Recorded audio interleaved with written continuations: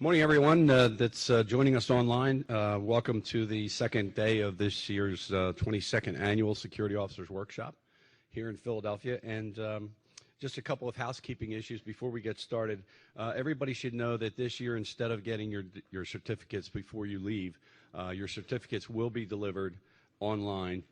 You'll be getting an email shortly after attendance. And that email will also contain an access link to the archives of the presentations that you've seen. So you'll have 30 days to review that with your teams, and that'll be coming to you in an email shortly thereafter. And the other thing I want to tell you is that this year we just got approval the other day from the American Bankers Association subsidiary. It's called the Institute of Certified Bankers. Many of you may be familiar with that operation. They have approved our workshop this year, and you'll be getting, I believe it's about 16 credits for the two-day session that we did. If you did a three-day session, it's about 21 credits total. So very happy that we're now going to be certified through the American Bankers Association and the ICB. So without further ado, I want to jump right into today's program. Our first speaker, Mr. Luke Bencie, is President and Managing Director of Security Management International. Luke has worked at over 100 countries and has trained thousands of police, intelligence, and military officers in the United States and abroad in the field of counterterrorism, counterintelligence, and operational surveillance. He previously served on the U.S. Department of State's Foreign Emergency Support Team, and in that capacity, he was responsible for immediately responding to terrorism attacks carried out against the U.S. targets overseas, subsequently serving in Afghanistan, Iraq, Libya, and other global hotspots. Luke's going to talk to us tonight about developing a personal protection program for your key employees in your organization. So without further ado, Mr. Luke Bencie. All right. Thank you, Kevin. All right. Good morning, everyone. Good morning to everyone online there, too. Very honored to be here this morning in Philadelphia. When Kevin called me a couple months ago and says, hey, can you come speak at a bank security conference? I said, oh, man, I better get a suit so I look like a banker. So usually I'm much more informal when I'm dressed, but bear with me with my disguise today. So Kevin had called me and said, hey, can you come to this event? And I said, yeah, let me check the calendar. And I went and I took a look and I said, oh, that's great, it's open. And the reason it was so exciting for me is that the majority of the trips that I do are international. The majority of our business is outside of the United States. In fact, I spend about 6 months a year outside of the United States. It used to be 9 months, and then my wife threatened to leave me, so now it's down to 6. But just this year alone, I've been to 6 continents just this year, spent some time in Japan earlier this year, was down at the Rio Olympics with Azerbaijan, just came back with the wife from Australia, and so this block this time fit in well with us. In fact, next week I'll head off to Greece, I'll come home, then leave for Estonia, have Thanksgiving with the family, take off to Saudi Arabia for a couple days, come home, then go to Kathmandu, Nepal, which I've been to before, sickest place I've ever gotten, and then come home for the holidays. So when people say, oh, it sounds so exciting that you get to work in 130 countries, and I say, no, not at all. I said, let me tell you what exciting is. And I told some of these guys yesterday that I was talking to, I said, I got up yesterday morning in D.C., I called an Uber. The car came, picked me up, dropped me right at Union Station, and within 5 minutes, I was on the train. 2 minutes later, the train left, and then 90 minutes later, I was here in Philly. I said, that's exciting for me, is the fact that I don't have to go through TSA lines or worry about fluids or shoes or anything like that. So I think the glamour of travel has kind of waned over the years. So today, I'm going to be speaking to you about personal security for your executives, for your branches, how to put a program together, and specifically we'll be talking about identifying kidnap, ransom, and extortion threats. Now, I fully realize that the physical threats towards banks has dropped over the years, the actual physical break-in robberies, and has been replaced by the cyber crimes, the hacking, the social engineering, the skimming, all of that. But nonetheless, because of the active shooter threat and how that's evolved, and there was a great presentation on that yesterday, there still needs to be a personal security plan in place for that. So here's just a quick quote. No person should ever have to wait until they see a gun to know that a threat is present. And this is from Patrick Van Horn, who actually wrote a book, Left of Bang. And if you're familiar maybe with a military term, if you're right of bang, it means after the event has unfolded, so you want to be able to identify a situation left of bang or prior to something going wrong. And this is actually the U.S. Marine Corps, after the first few years in Iraq and Afghanistan, realized that, hey, they need to do something to improve situational awareness. Quick story. About 10 years ago, I was in the West African country of Ivory Coast, or Côte d'Ivoire for you French speakers out there. I was in Ivory Coast. It was about 12:30, 1 o'clock in the morning, and I was coming back from an official function. I was in the back of a taxi cab, had a couple drinks. It was a nice night. I had the window rolled down because there's no ACs in cabs in Africa, and the smell is not that good, so you want the air flowing. It was late. It was a nice night. I was looking out at the stars and bright skies, and proceeded just to kind of, lull into sleep in the back of the taxi cab. I suddenly find that I'm getting poked in the arm with something, and I wake up from the back of the taxi, and it was an AK-47. It was a gun being jammed into my shoulder. And I realized that we had come to a police checkpoint over on the Charles de Gaulle Bridge over the lagoon there in Ivory Coast, in Abidjan. So I realized, okay, this is a police officer. Well, this could be good or bad in West Africa, being stopped by the police. So he starts yelling in French, which I do not speak. So I say, no, English, parlez-vous anglais, and we begin to try to communicate in English.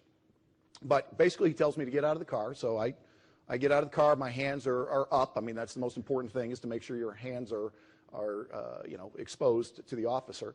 And essentially he says, oh, well, you are out past our curfew in the country, so you are going to have to pay a ticket, a fine right now. Well, there is no curfew in the country, first of all. So I know immediately that this is just going to be a typical shakedown. Okay, fine, I get it. It's part of the situational awareness. You need to know these type of things happen. So the next thing that's going through my mind as I'm waking up out of my sleep is I'm starting to say, is this officer, is he high, stoned, drunk? Because over there they chew khat, the root and everything like that, as a narcotic, and they have a tendency to get stoned. So I realize, okay, I'm looking at his eyes while my hands are up. Okay, it doesn't look like his eyes are bloodshot. Okay, he seems to be sober enough that maybe I can reason with him.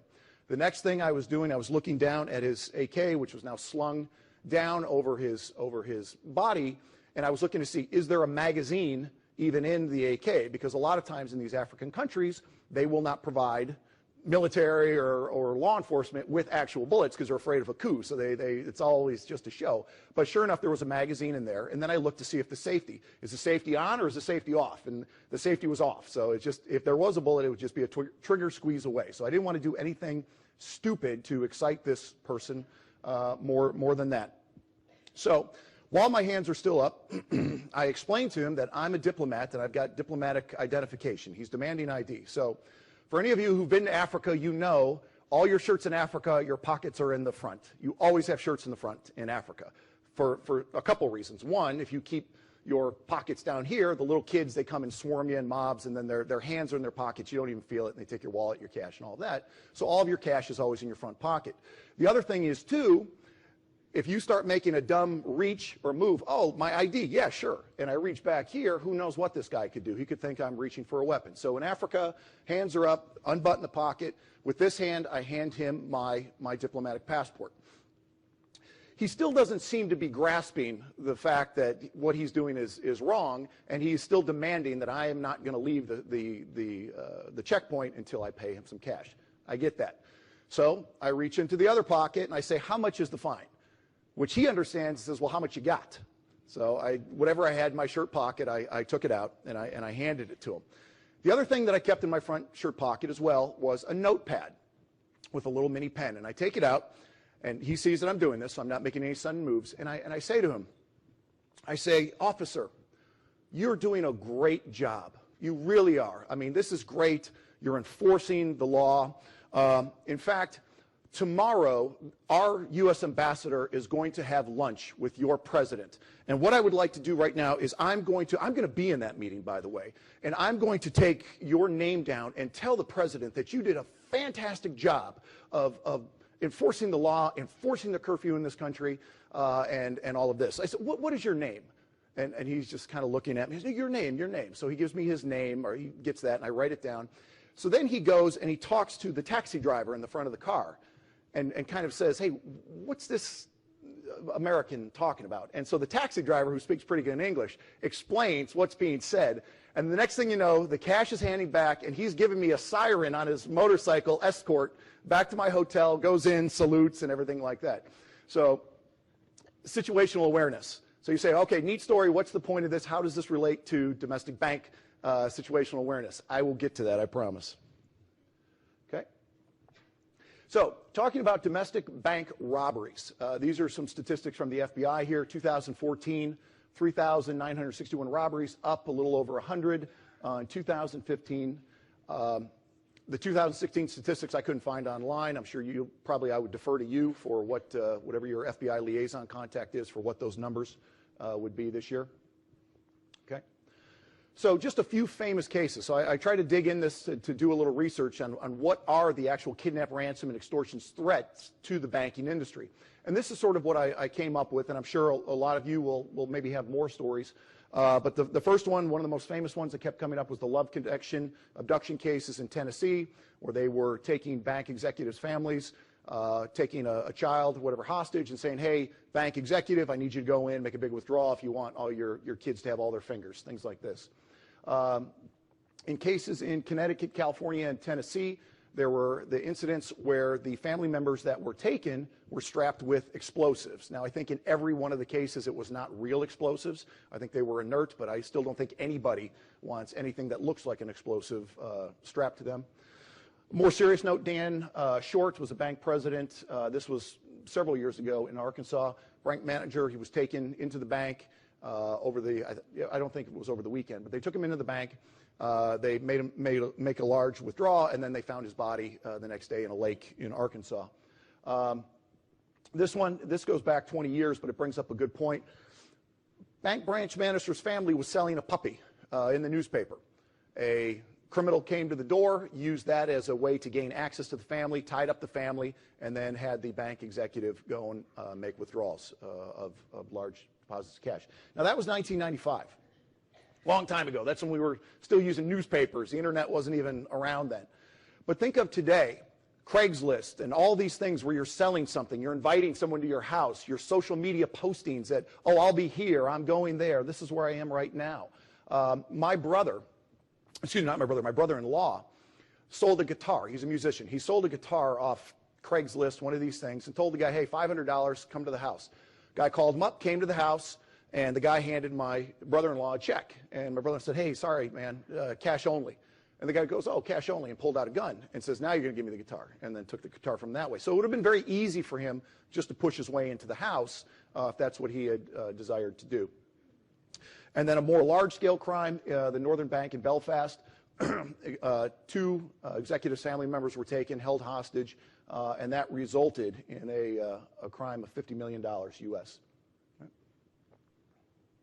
Okay, so what do all of these events have in common? There actually is stuff that is in common, but usually it comes after the fact.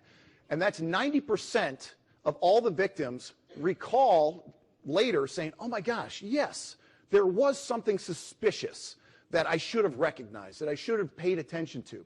Now, this is what's known as the criminal planning cycle. You also see this now, the terrorist planning cycle. The criminal terrorist cycle and the terrorist planning cycle are actually very similar. They both start with target selection. Target selection of a terrorist target or a bank or a particular employee usually starts online surveillance. Again, it starts with the social media. It starts with LinkedIn. I can tell you, as someone who worked in the intelligence community, LinkedIn is a great tool for identifying targets, whether they know it or not. From target selection, it then goes into the planning phase. The planning phase, doing surveillance, casing, probing, doing walk-up attempts, doing general surveillance, and then it goes into logistics and deployment of the actual crime. So the thing that's in common with all of these is there's some kind of surveillance that's being done. So the concept here that we're trying to get across is to be able to put in a security plan that teaches employees what to look for, what is suspicious, what is above or below the normal baseline to be able to determine if this is something that should be reported or something that should be followed. Okay? So what I'm going to talk about this morning are the following topics. I'm going to start off with the Cooper color code, which I'm sure many of you are familiar with. I'll go over that very quickly. And then I'll get into behavior observation, baselines and anomalies, the 6 domains of decision making, surveillance recognition, which I think you'll enjoy. I'll give you a lot of tips of how surveillance is actually done from the criminal standpoint against you, so maybe you can recognize what somebody's doing. And then finally, just some tips for protecting yourself, your employees, and your family. Okay, so we'll start with the Cooper color code system. If you're familiar with this, Jeff Cooper, former Marine colonel, invented this. He's the one who put in all the shooting tactics for the Marines and everything. But he basically said that the top 2 inches of your head are the greatest weapon that you have. Your ability to analyze a situation, to make smart decisions, to observe what's going on, that's the greatest friend that you have, whether you're in a hostile situation or just your day-to-day lives. Okay? So here's how that system breaks out. When you're in color code white, you are completely unprepared and unready to take action. That's me in Africa. I'm sitting in the back of the car. I have no idea. Somebody could stick a gun in. Somebody could come and rob me. The taxi driver could just drive to the side of the road somewhere and just mug me, take my money, leave me for dead, anything like that. Pure condition white. That's what I was in. Then you've got yellow. Yellow is where you should be operating every day. You should start your day in yellow. You're prepared, but you're alert, and you're also relaxed as you're going through. I mean, you don't have to be all high-strung throughout your day. It's a good situational awareness. And then there's orange. You're alert to more probable danger. This is that feeling in your stomach. This is that sense. The hair starts standing up. Something is not right here. And then you get into red. Red is your action mode. This is something's going down. You have to make a decision. And this is where we get into the fight or flight response. And again, this could be an active shooter situation. And then black. Black was never in the original Cooper color code. It was only added after. I mean, this was for military personnel here. They should never be in black, where there's a complete breakdown of physical or mental performance. This does happen, though. And I'll give you an example. There were some missionaries in Sri Lanka who were taken by the Tamil Tigers, the guerrilla group out there. Took a group of missionaries, and there was a male in the group who, when he had a gun pointed in his face for the first time, he just locked up. He froze. He couldn't move. He couldn't speak. He could barely walk. He couldn't take directions. While the females, who also had never been in that situation before, handled it much better than he did, and he became such a liability on the group moving through the jungles that the Tigers just said, hey, this guy, they just put a bullet in him. They said, no, this guy's, he can't even move. He's a statue right now. So you never want to find yourself in black. You want to do something, and we'll talk about that something. So the predator mindset. The bad guys are looking at you. They're assessing you. They're assessing your bank. They're assessing your family, your day-to-day lives. What are they looking for? Well, number one, it's the general appearance. Do you look vulnerable? Do you look weak? Do you have vulnerabilities that they can exploit? Are you wealthy? I can't believe I'm saying this right now, but the Kardashian who takes $11 million worth of diamonds to a foreign country and then posts online, I'm here, my kids are here. I mean, is there any wonder that they think bad guys don't monitor these type of situations? Nationality. Again, I've been to 130 countries, and I hate to say this, but Americans are probably some of the most naive travelers around the globe. We really are not good at situational awareness when we travel. We think, you know, hey, oh, this is so nice. We're on vacation. Oh, this person talking to me. What a nice, friendly person. No, he's a scammer who's setting you up for something else. Unprepared, vulnerable. Again, this is someone who goes out and drinks, who gives into vices, things like that, gambles. It can happen to me.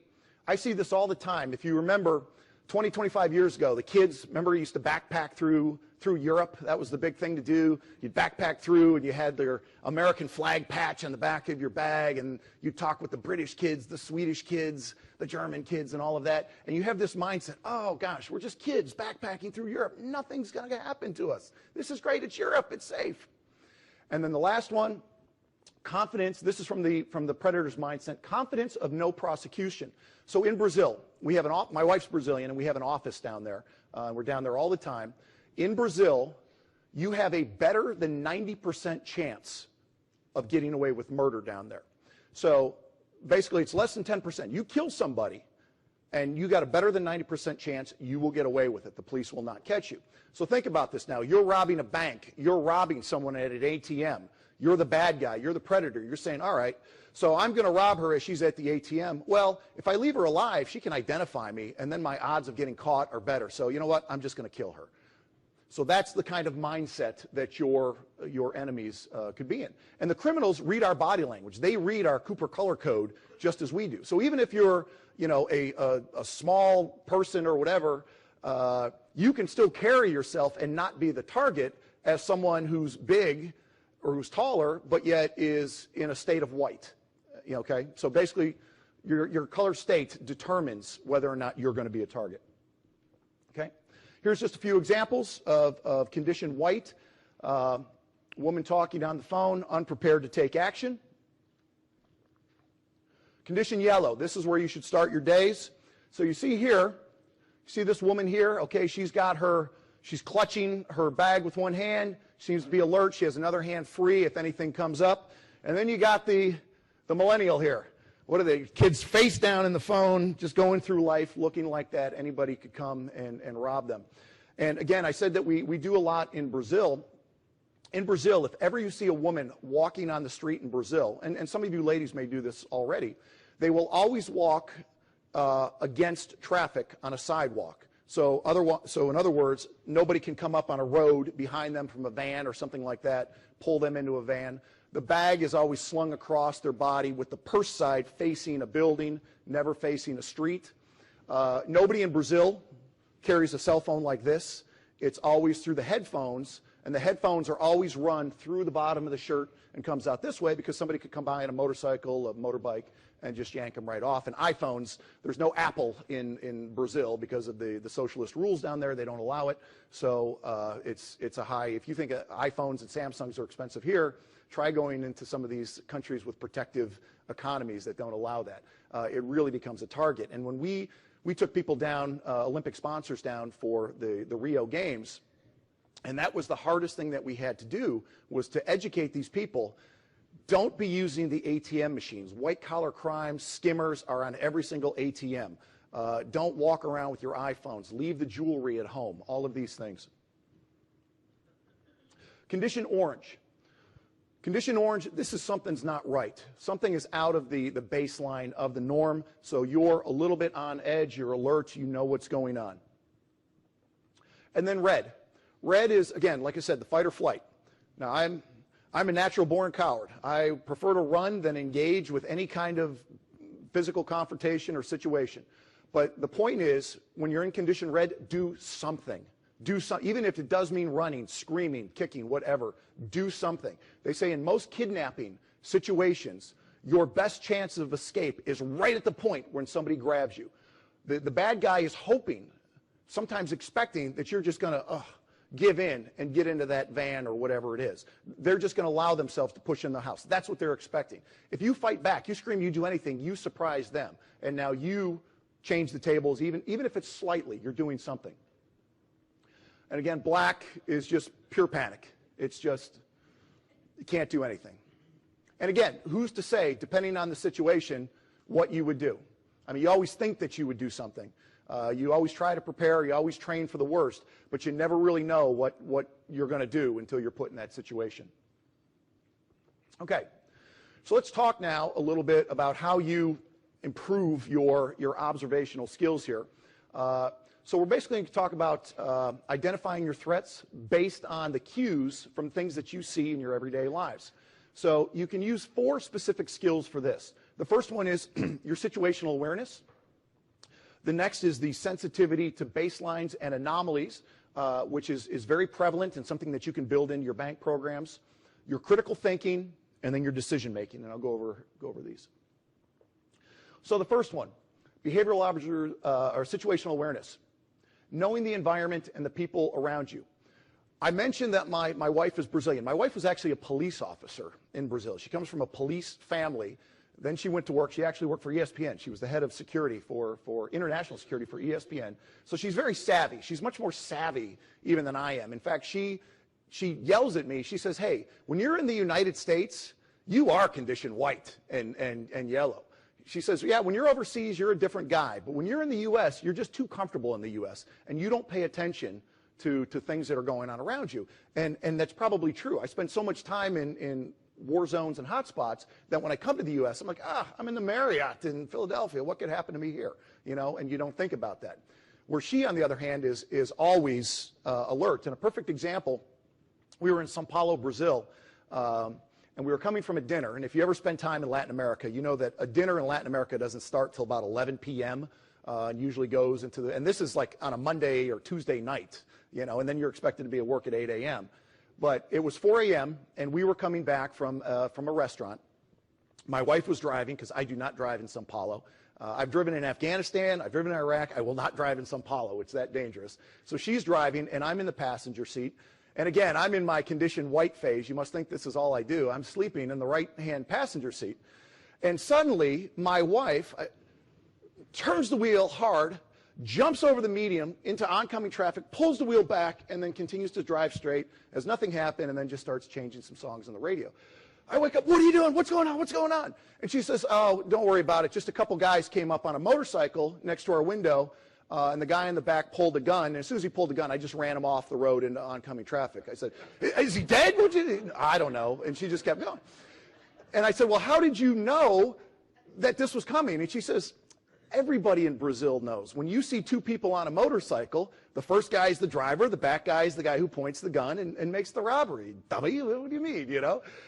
So, okay, you know. But, again, situational awareness. Driving down the road, saw two guys on a motorcycle coming up on her one side. She was prepared. She went from condition orange, she made a decision, went to condition red, and then she suddenly went to yellow and started playing with the radio. So it just comes with the culture and the environment. Okay, your critical thinking. No two situations are ever alike. You can practice. You can study case studies. All of these kind of things. It's kind of like that old saying that Dwight Eisenhower said. He said, you know, plans are useless. The first time you hear a gunshot, your plan goes out the window. But your planning is indispensable. So even though you rehearse, you plan, you do tabletop exercises, chances are the exact same scenario you rehearsed for is not going to happen. But at least you've planned and you'll be able to improvise on the fly with a lot more comfort. And the most important thing to see on this slide here is this one here. Is in the critical thinking phase, it's the idea of getting off the X. Now, this is a term that really originated with Iraq and Afghanistan. And the whole idea is they say, listen, we're going to give you all this great training. But I want you to remember, if you are ever in a point where you're driving down the road and your convoy hits an IED, or suddenly your helicopter crashes, or somebody shoots out your tires, remember one thing, if nothing else, get off the X, which basically means move. Because if you sit there and do nothing, you are now a magnet for trouble. Bullet magnet, whatever it is. If you move, even if you get the tires shot out of your car, you hit an IED and your car can still run, continue to drive that car. Because you are being the bad guy puts you in what's known as a kill box. You're driving across the road, boom, they hit it, cars are disabled, and all the firefights start. But if you start moving, you suddenly disrupted their plans. The more that you move from the X, the greater your chances of survival and success. Right? So always think, teacher employees, if something goes down, do something, move, get off the X. And again, we talked about the freeze, flight, or fight. Again, you don't have to teach anybody in your office to suddenly do martial arts. I'm not saying anything like that. Just have a plan. Even if that plan includes something else on here, barricading themselves into a room. Baselines and anomalies. Okay, establishing norms from other behaviors. So again, this is taking a snapshot of a situation, looking at it, analyzing it and deciding if everything is okay or if something's slightly off. And there's a great movie that is actually shown in like Intel training courses. Do you remember the movie with Robert Redford and Brad Pitt? It was called Spy Game. And it came out, I think, in like 2000 or 2001. It was like a pre-9/11 movie. But there's a great scene when Robert Redford is this old CIA case officer, station chief, and he's teaching a young Brad Pitt about how to understand his situational awareness. And they're in West Germany during the 80s, as the movie said. And Robert Redford tells the young kid, they're sitting at a restaurant, and he goes, every room that you walk into should be a snapshot. You should be looking at it, you should be assessing it, and dismissing most of it without even thinking about it. It should become as natural as breathing for you. And that's what we're talking about when we're setting a baseline of what the room is, and then what anomalies enter into that picture. So again, you've got the baseline is something breaking that base. So for example, excuse me, take a look at this picture here. What do you see? What's the baseline? If you saw this every day outside of your window, what is the baseline that you're looking at here? Everybody's looking straight ahead. What else? Everybody's moving in one direction, right? The shopping is on the sides. The middle is left over just for one-way movement. So what would be an anomaly of that? Suddenly somebody stops in the middle, somebody turns in the middle, somebody drops down to tie a shoe in the middle. That's what we mean by an anomaly within a baseline. Same thing here. Okay, you're looking at this picture. Okay, you've got the train station. Most of the people, your baseline is, hey, it looks like they're carrying hand luggage or very, very simple light luggage with them. Everybody seems to be moving. Nobody seems really to be settled down. What if you saw a bag just laying there? That's your anomaly. You see somebody sitting on the floor. That's an anomaly. That should raise you to the next color level. Okay? Another example here, I love the Bourne movies. I think they're really great, but I thought this was funny. If you go to some of these Middle Eastern countries, you have to be culturally aware of the baseline as well. So if you go to the Middle East, everybody is doing that to you. I mean, there is this intrusion of space, personal privacy. When you're over there, people will, I mean, they'll flat out stare you up and down all day long. And if you say, excuse me, that's rude, you're staring at me, they'll just continue to stare at you all day long. So you have to understand it within cultural context as well. Here's another one.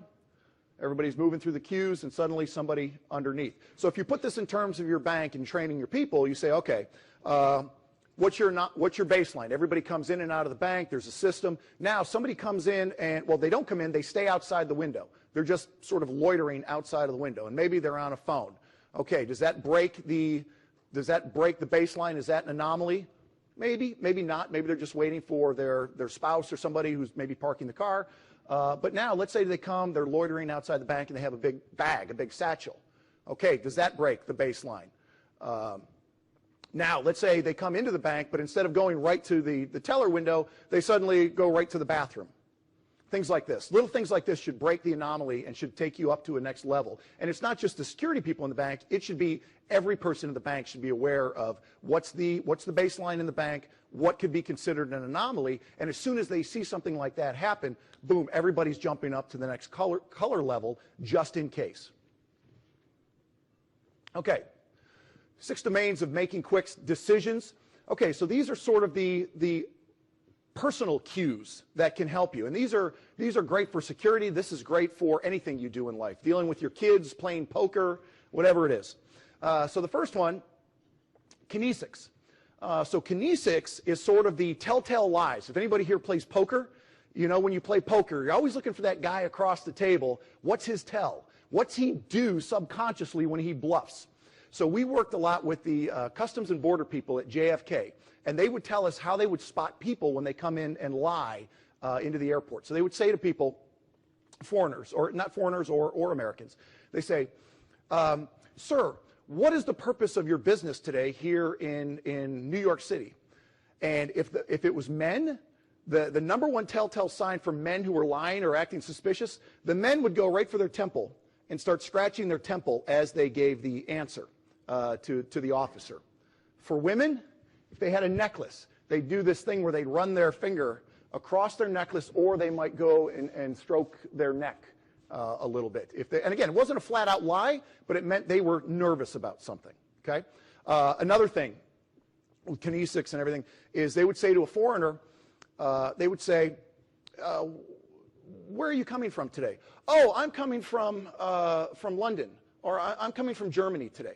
Well, where's Germany? Here, there. I mean, this doesn't do. What it is it's a subconscious thing that if we don't want to have eye contact because you're intimidating me, I may point my finger in a direction hoping that your eyes will follow my finger instead. It's a subconscious thing that we do.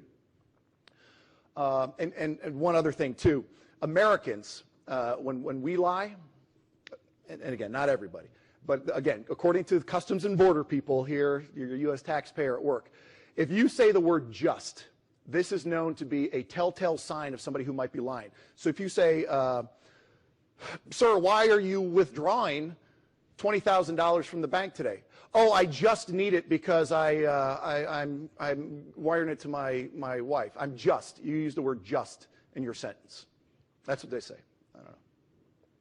Biometric cues. This is more of the things that you can't control with your body reaction. This is like when you sweat, you get that vein in your head that starts to throb when you're scared or nervous.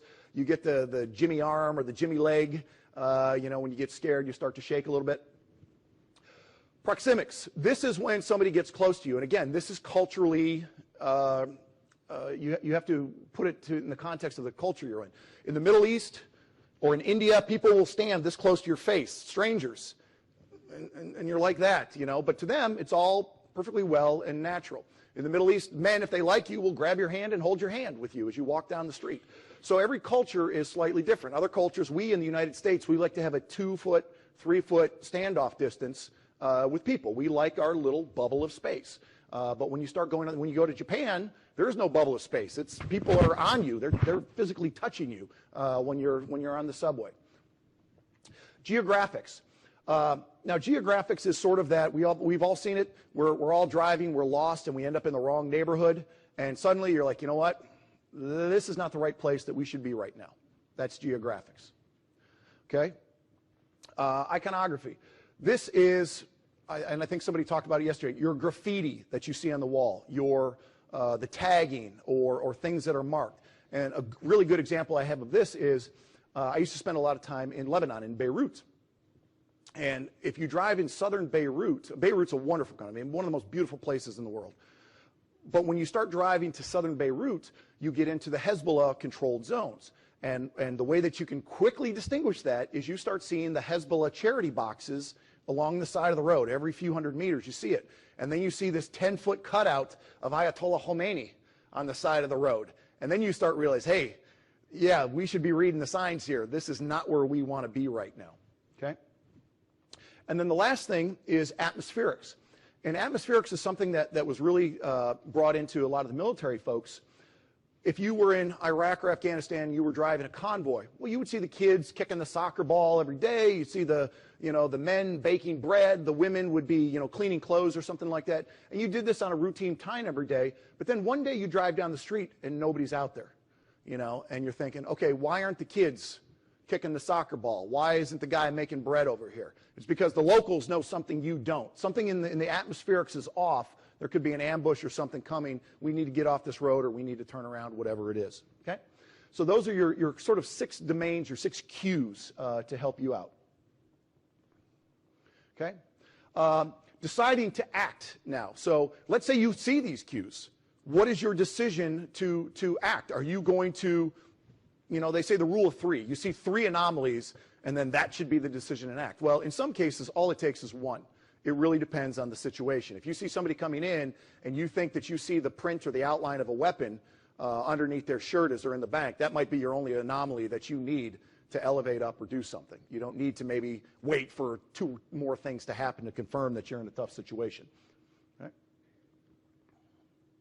All right, so now I want to jump just a little bit into the kidnapping portion. And again, kidnappings are down, relatively speaking, in the United States. Even in Central America, they're really down. It used to be Central and South America, Mexico. These were really, you used to see them all the time in the 90s movies, the Russell Crowe one with Meg Ryan, the Proof of Life movie. So it doesn't happen as often like that to foreign executives, and certainly not as much in the United States. But a trend that is picking up, it's a huge trend right now in Latin America, is the express kidnappings, or what they call the lightning kidnappings. And all that essentially is, somebody goes up to an ATM, and a guy walks up behind him and says, hey, let's go, empty it out. Now we're going to walk over here and we're going to use your credit card. My sister-in-law in Brazil, in São Paulo, has been kidnapped twice. Same thing. She just going down the street, gang of guys came up. It started with a woman, and we'll talk about that. A female approached her first to gain her confidence, to put her guard down, to drop her into condition, yellow or white. And then she started talking with this woman. Van comes up, two guys with guns put her in the van. And they say, okay, let's go through the purse. And they started hitting every ATM. Now, in that country, there's limits to how much you can take out every day because this is such a big problem. You can only take out $200 a day, max, and all ATMs across the country shut down, I think, at 8 p.m., and they don't reopen until 6. So after they do the max on the ATM cards, which people have multiple banks, because they can't just take out $200 a day, so they bank at like 5 or 6 different institutions so they can get extra cash if they need it. Then they go into the store, and then they start using the credit cards, and it's the same thing.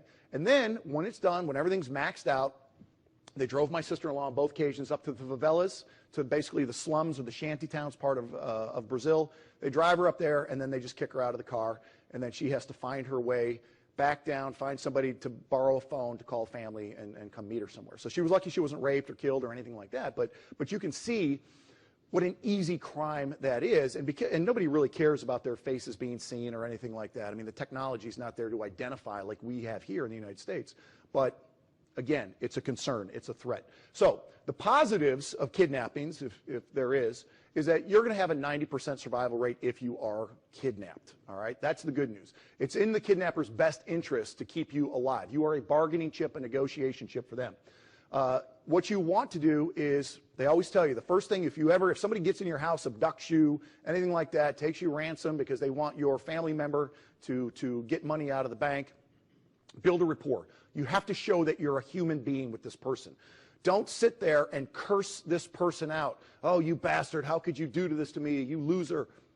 As much as you want to say that, build rapport with your captor. Show them that you're a human being first, okay?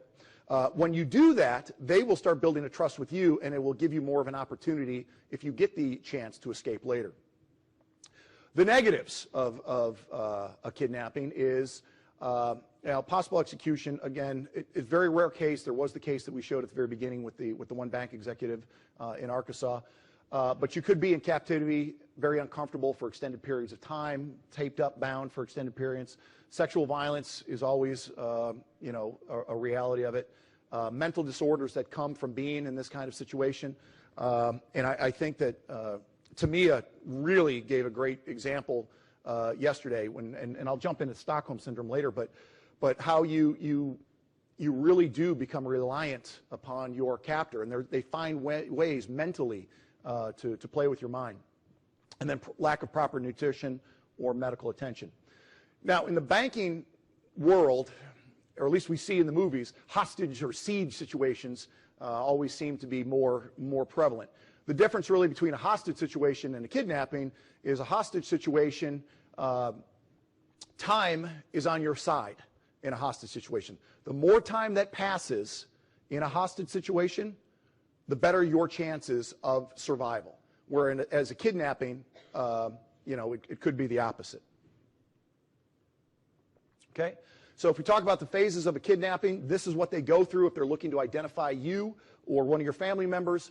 Number one, they're selecting a target, and they're selecting the attack site. Does anybody know, overwhelmingly across the world, and this is what is taught to all U.S. diplomats or U.S. personnel that go overseas, where do you think the number one place is that you are surveilled? At home. Yeah, you're home. 6 a.m., leaving the house. That's the number one spot, overwhelming statistically, where you'll be seen leaving your house. Now, that may not be the place where they do an abduction. There may be a choke point or something along your route that they would get you, but that's the number one spot that it would start. Okay? Then they want to isolate the attack site. which again could be a choke point. It's a one-way in, one-way out. It's a place where they could push you into a van, whatever it is. Then they want to neutralize any kind of security, anything that you might have on you or any people you're with. Now, at this point, again, we said this is the time that you or your family members want to try to escape, is during the actual abduction. This is your best, I don't want to say it's your last chance, but it's your best chance to be free. Okay? The captors will then take you from the attack site. They'll then transport you to a secure location, a bank, an ATM, someplace, a shopping mall, someplace where they can use a credit card. You'll have to follow through with their objectives, withdrawal of money, ransom, and then hopefully they will release you. If not, then it falls into escape or rescue. Okay? If it is a rescue situation, this is one of the second likeliest place that you would get injured or harmed, and that's if the police are coming through the door in your bank, whatever it is.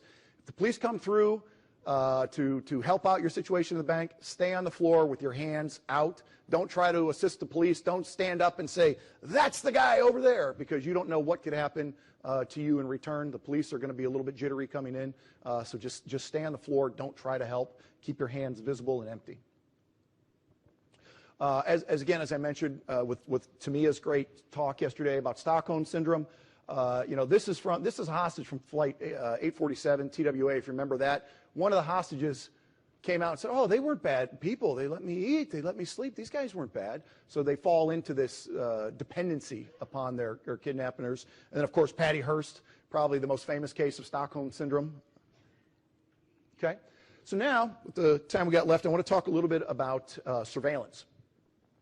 So, again, as we said, 90% of the cases where there was a bank robbery, 90% of the time there were some indicators ahead of time. Usually it deals with surveillance. And the different type of surveillances that you have are active surveillance or mobile. This means somebody's either following you in a car or perhaps on foot.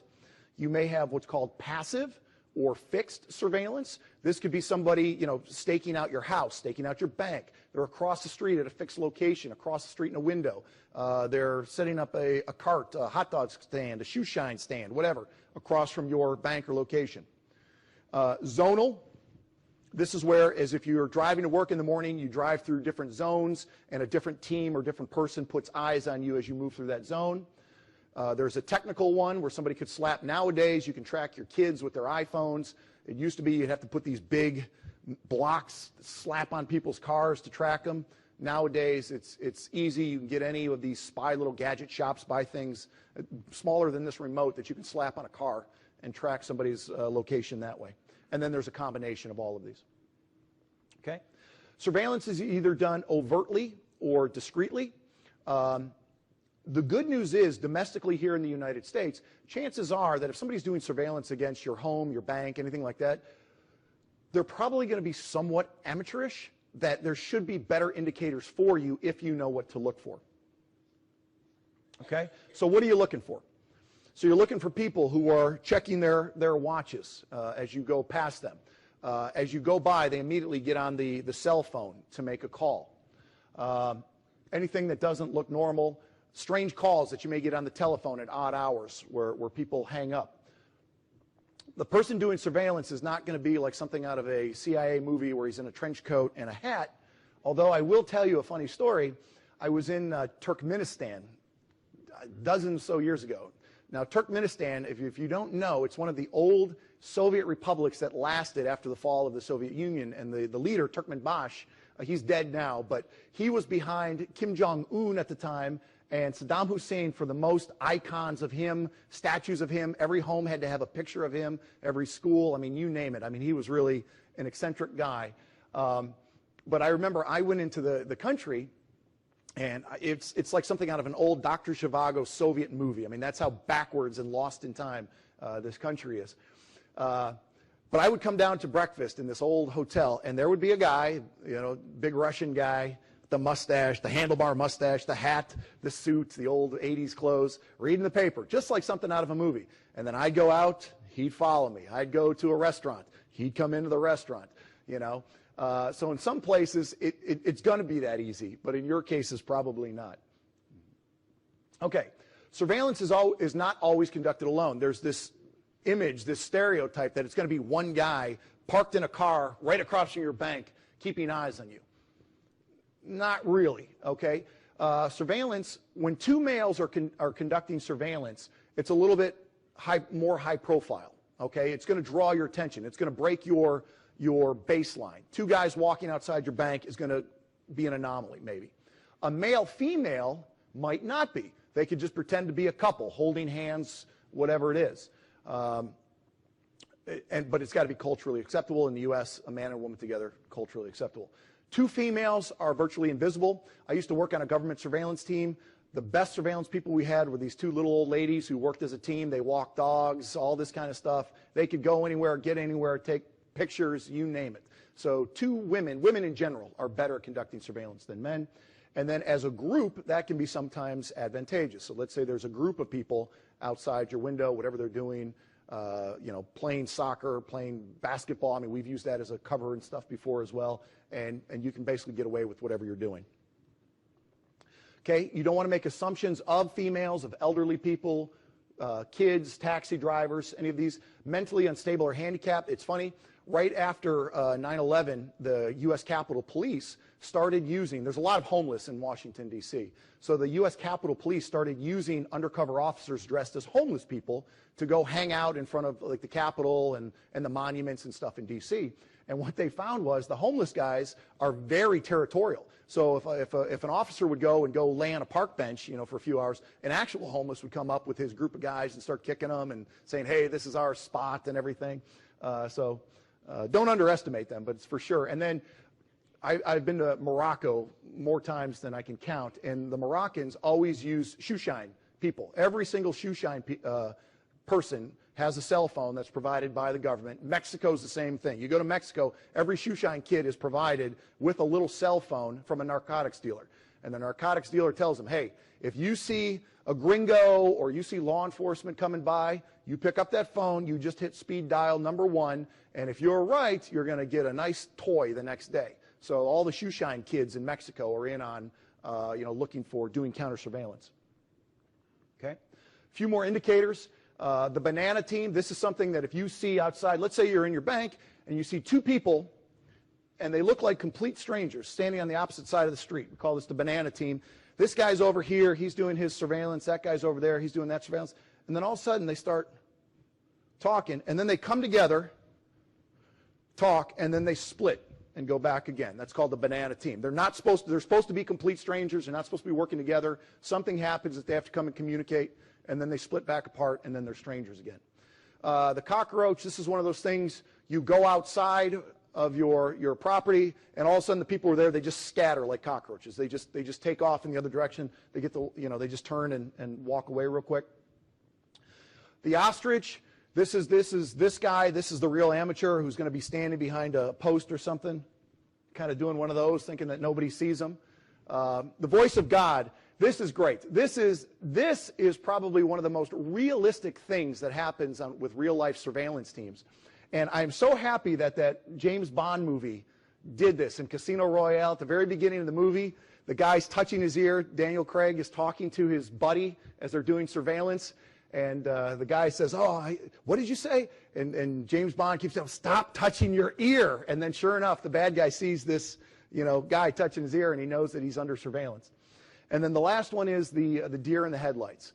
And again, this is one of those movements that, you turn the corner, you catch somebody, and what do? They go wide-eyed, like, oh gosh, you caught me, and their eyes just naturally go wide in there, okay?